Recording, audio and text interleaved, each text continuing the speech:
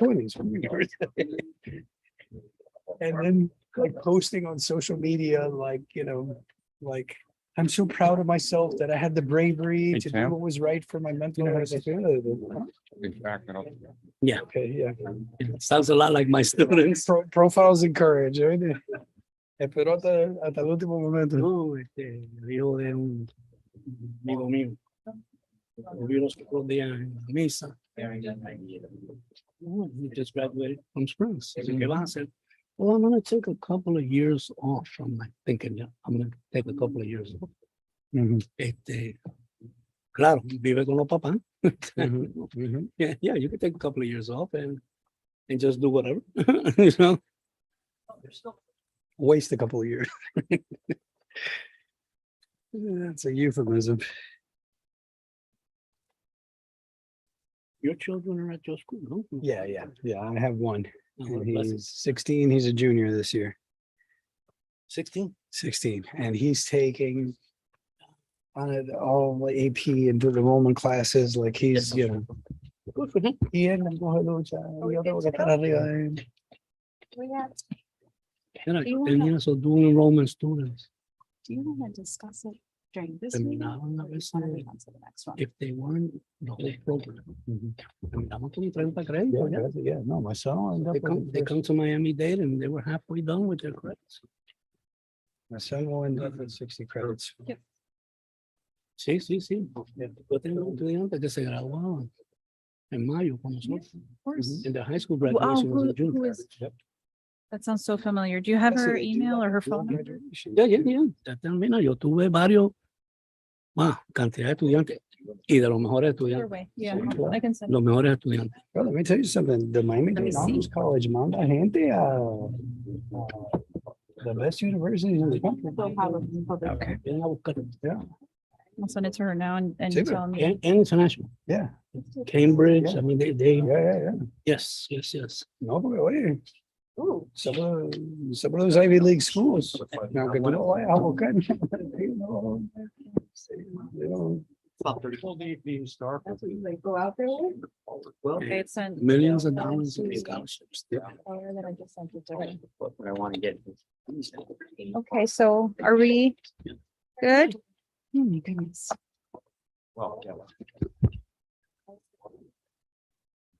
Do we have anyone virtually?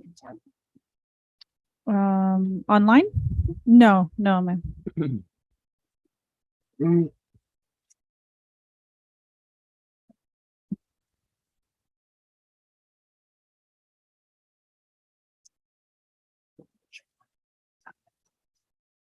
I believe it's, double check, I believe it's 129. already now. Yeah, the one way out by the turnpike, right? Yep. Thanks, chief.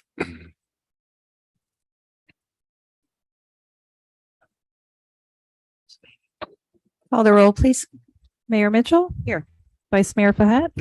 Councilman Best. Present. Councilwoman Bravo. Here. Councilman Vasquez. Here. There's a quorum present. Okay, thank you. Welcome everyone to our Monday, August 22nd. The City Council sitting in as a local planning agency meeting. And we have a public hearing on an upcoming ordinance. Is there anyone signed up that wishes to speak on this item, or is it separate on the regular items in the meeting, in the regular meeting? Okay, all right.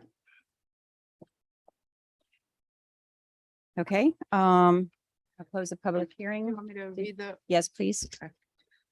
this is item 2A on the local planning agency meeting agenda.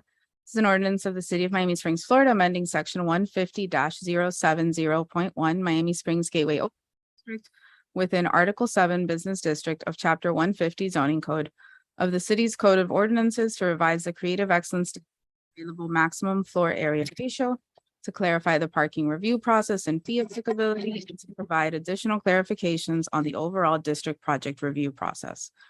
Providing for conflicts, providing for severability, providing for codification, and providing for an effective date. Mayor and council, this is the ordinance that you heard at the end of June on first reading. The reason we're having a local planning agency meeting is because when you have these zoning code changes, as you sit in this capacity as the local planning agency, and you're making recommendations to yourselves. So second reading of this ordinance will be conducted during your regular council meeting that starts tonight at 7. And we'll have a public hearing at that point.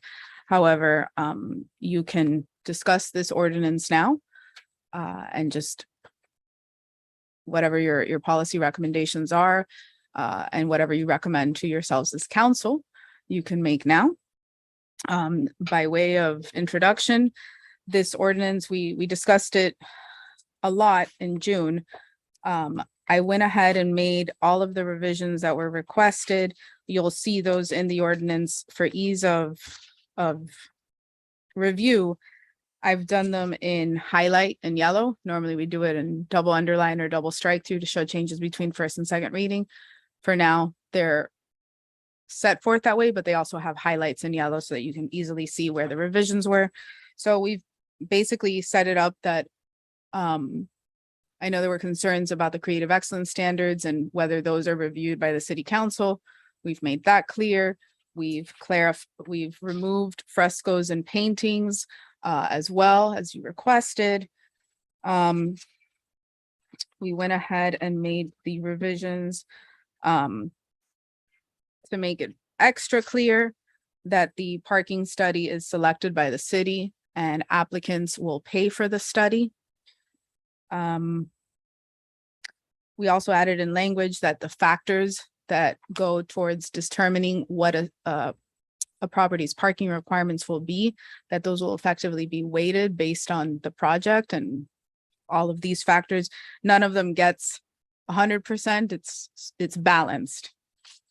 And I think the last change was all the way at the end, just to make it clear that any cost recovery fees beyond what's paid for the application fee are reimbursed to the city. So those are the changes between first and second reading. I'm happy to answer any questions that you may have.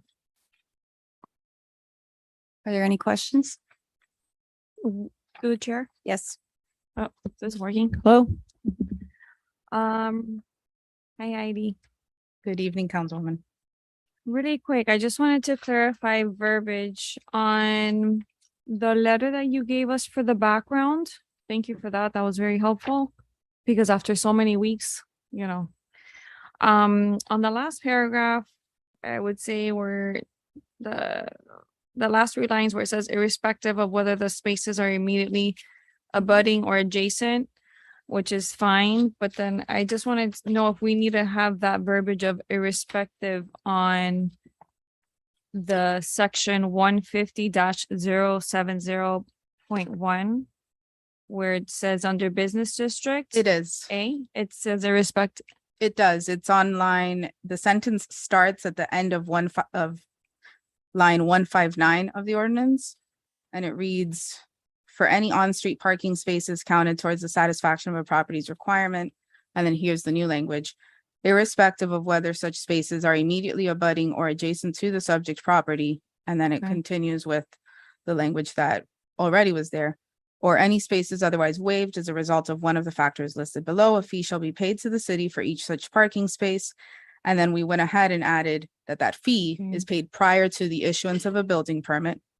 And then the amount is set from time to time. So by we the don't need it under the purpose paragraph, just because we already have it on. the- No. Okay. Another question, I'm sorry, does Go anybody- ahead, absolutely. On page 6 of 12, item D, where it says green buildings. Mhm. I want to know what would be considered a major renovation. Is it 50% or more? Is there something calculated there? Just, Under our code, we have what new construction and major renovations are. Those are usually substantial improvements. I'd need to see if there's a difference for lead purposes. That's sort of the, but I wouldn't know because it's a special type of build out. Under this green building item. right. So this language, remember that this is exactly what you have in the Northwest 36th Street District regulations. So we didn't I know that you wanted to have the green building requirements to enhance sort of the efficiencies that new buildings provide. And major renovation, I think it would probably be interpreted to be a substantial improvement, which is usually over 50% of the building value. So we have something in there in writing somewhere where they can You- define that, because what's substantial for me might not be substantial for somebody else, No, or it might. normally possibly- the building code, and I'm gonna try to pull it up while we're here. Your building code at the city level generally defines what a substantial improvement is. Okay.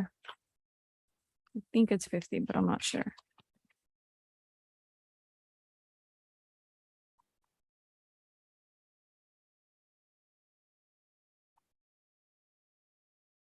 And that would be major renovation towards an existing building.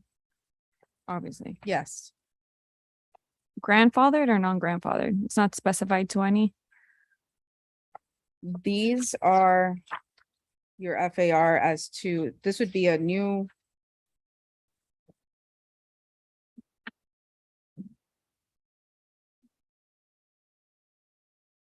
This should go as to new properties, grandfathered properties.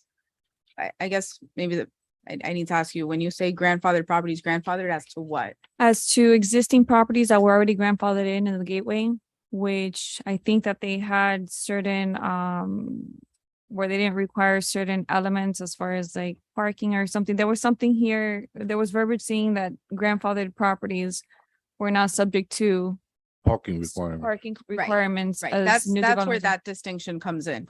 These are bonuses that you get in order to basically build more than you would normally be able to build. I got that. I just wanted to see with the major renovations, if it's more than 50%, whether grandfather or not, should they be subject to the same parking requirements at that point in time? Regardless if they're grandfathered in property, like if there's an existing grandfathered property that's renovated. If you're, Because if they're building on more than 50% or renovating, it's kind of like they would have to fall under the same umbrella, I would think. Yeah. Okay.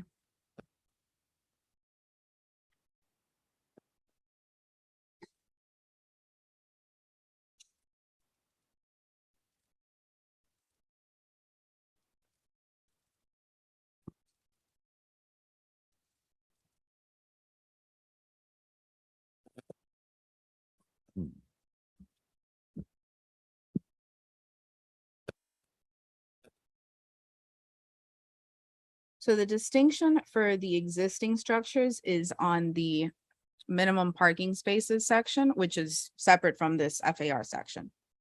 And that distinction was specifically made because you had, there was a policy concern about providing parking in this district, which is already built out. So the FAR requirements are, I don't think there's a grandfathering per se. I think if you are renovating your property and you meet, so normally, if you meet a certain threshold and you are going to renovate your property over a certain percentage, you have to come up to the new code. But that, for Okay. our purposes, we're talking about two different things. So the parking remains flexible, but here in the creative excellence standards, you're talking about increasing your FAR. Okay. So most likely you would be triggered if you have a substantial improvement. But again, remember, these are optional. You don't have to do these things Okay. for the FAR. When you're looking at that chart, everything that's there are things that a developer or a property owner could do. It's not that they're required to do it pursuant to the building code. Okay. So we're looking at the creative excellence right now. We're not really looking at parking requirements. Item D. Well, it's We're two not separate there. sections. Okay. Yeah.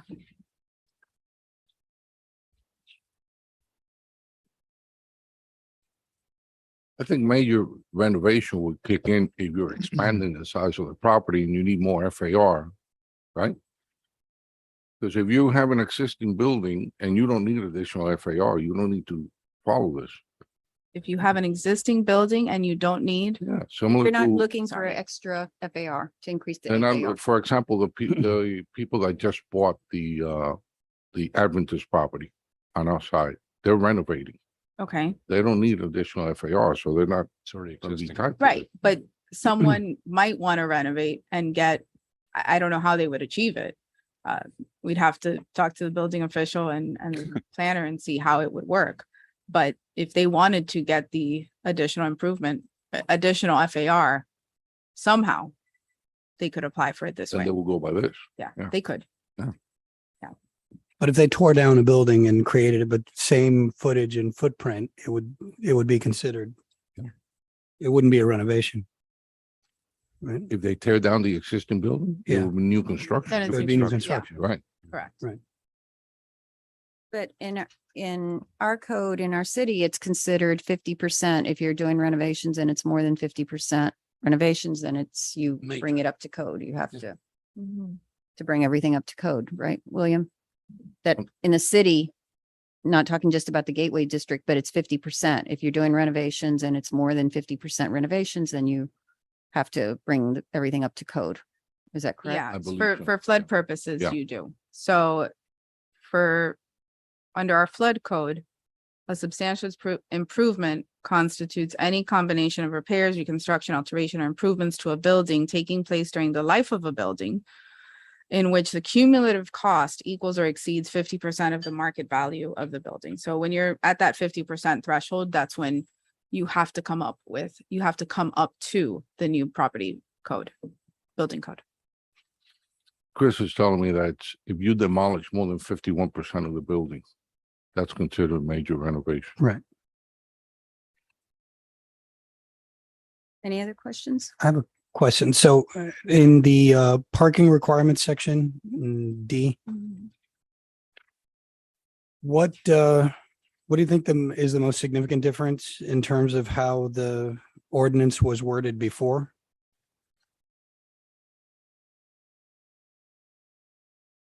Is it just about? So I know that we're saying that the city, the planner and the council, the city basically as part of the permit process is going to look at a parking study that's prepared by a licensed individual that we select and that we get reimbursed for. Right. And I know that wasn't part of it before.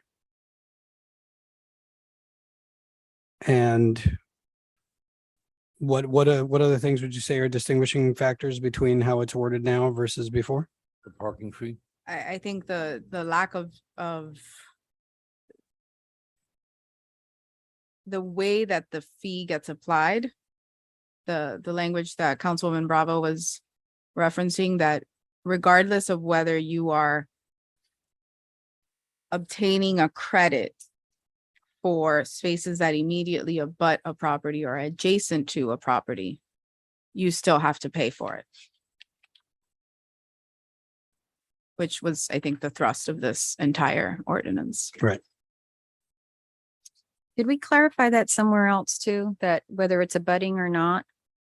Was that somewhere else No, clarified that whether the parking is abutting to the property or not, the fee shall apply? But if the fees applied, are you really getting a credit? I mean, you're no longer Right, getting you're not getting a credit. You're- Right. and to the mayor's question, no, it's just here. Which is the only place where the fee is discussed at all. Through the chair, I think that everything that we had talked about prior to these corrections made, I think you've crossed the Ts, dotted the Is and everything. I cross-checked it and I think you did a nice job with it. And with that, I'll make a motion. We move it. Second. Any further discussion? Through the chair, really quick, on Sure. item D, parking requirements, line 152 through 154. I just want to have clarification because it says here additionally, because of the uniqueness of buildings, configurations of parcels and road network in the Gateway District, the minimum parking space requirements and design for new constructions or alterations to existing structures that expand occupiable space shall be determined on a case-by-case basis. I just would like clarification on the case-by-case, if you can elaborate on that. Because I think that Chris was gonna be using a parking study for that, or You getting are- away yeah. from case by case. Yeah. Yeah, so remember what this ordinance started with. It started with the understanding that you have a built out area of your city with lots that don't really lend themselves to a whole lot of parking. And so in order to encourage redevelopment of that area, you are looking at each property and seeing what's going there, how it's getting built out, how it relates to other properties around it. And then with the planner is looking at the now the parking study. study is required. Okay. Not that there wasn't a parking study there was a parking study provided in the past for the one project that was built out under this ordinance. But now it is required, but that flexibility of reviewing these properties on a case by case basis remains. Because again, this was all about looking at each individual property and giving it the opportunity to get redeveloped. In addition to that, Heidi, we have to remember that this is the first time anything of this magnitude has ever been done in the city of Miami Springs, ever. Yeah, we've done hotels, we've done little ones here and there, things like that, but we've never done a center like this with this many condominiums and all the accoutrements that go with it, you know. So. Any other questions? I have two questions, Heidi. One of them is, I'm still not clear where on here there's a lot of balconies from what I see. I think some balconies at this building. You know, we have something on there that I know we put of no satellite dishes, no technical, we don't want antennas and stuff coming out of the balconies, but we really don't want beach towels hung over the balconies either, because they face. So is there somewhere in that we, or perhaps we need to add it where we say no satellite, no something of, and I don't know how general to be because it's impossible to think of any one item that might be, but something, it shouldn't be viewed, personal items to an extent, because obviously if somebody has, lawn furniture out there, I mean, that's acceptable. I'm thinking of something that, is there some way to address that? There's a state law Huh. that may preempt us on that. Now it's coming back to me. There's a few states that have this right to, basically it's a right to be able to dry your clothes outside. So there were some concerns with including that specifically here. I'd have to look back and see if we could find it. I think the other alternative that we were looking at this from was just your general property maintenance standards through your just general code, not through your zoning code, and enforcement in that way. Is Chris on? Yeah. I believe so. Chris, did you have, I feel like we spoke about this. Do you have anything to add on that?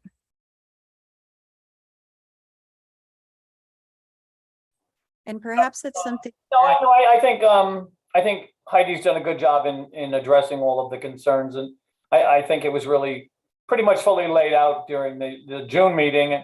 And from what I see, everything that we talked about is being addressed and properly so. Chris, the question that the mayor was concerned with, property units in these apartment complexes or apartments that basically somebody has a towel thrown out hanging over the balcony. Or a sign, if they want to hang a sign. So the sign would be regulated under the sign code. Okay. But and all it really takes when you look at the whole building, and it's a lovely building, but all it really takes is one balcony to be, Yes. unsightly, I guess, and it'll destroy the whole. Can these conditions be put on the site plan, just like we did for It can One be, Curtis? yes. I was just gonna add that. And perhaps we can talk with the property manager, the property owner, and ask them if they have something in place, which very often, properties do, Yeah. saying you can't Like an HOA. hang, dry clothes. I've already talked to Carlos about this, the developer. I haven't seen any specific language in the leases, but he's adamant that he will not allow things like that to occur because it negatively impacts the value of his investment. So he's pretty direct in not having that allowed. And like Heidi, I remember something not too long ago that to encourage line drawing and that type of thing, that it prohibited cities from preventing people from putting laundry of any kind out, prevented cities from preventing people from doing that in their units, that they are allowed to do that. I'd have to look, and Heidi would want to look as well, but I'm pretty sure I recall that because that used to be a standard that cities would impose that you couldn't do that, and I think that ability to do that is gone. I think Chris makes a super valid point. This is something that will likely be dealt with through the landlord, through the leases, so. Okay. And then I had another question, and I think one of the big improvements in these, and these are not big changes that we're making, but just, trying to address where there are gaps, is the ability for us to, at the end of applicants will reimburse the city for actual cost of outside technical and legal consultants. I know we put it in here, but we had discussed putting that in our city code for any other developments too. That's something we weren't doing. Cost So recovery. is that I am continuing to work on Okay. that. That's the and- cost recovery ordinance. cost recovery, which is what other cities do pretty much? Okay. And you actually, as I've gone through the code, making these changes, I've found that in many places you already have that authority. It's just not, We weren't using it. well, our code is organized a little differently. So we don't have one specific cost recovery section like some cities have. So it's really, it's repetitive. So it shows up in various parts of your code as opposed to just being able to point somebody to one overall provision. So. Okay. Any more discussion? Call the vote, please. Vice Mayor Fahet, Yes. Councilman Best. Aye. Councilwoman Bravo, Yes. Councilman Vasquez. Yes. Mayor Mitchell. Yes. The motion carries. Okay. Thank you. Okay, so now we close this meeting, adjourn this meeting. This is the, for those of you who just arrived, we're not closing the meeting. We're starting our other meeting now. We're closing the local planning agency meeting. That meeting's adjourned. And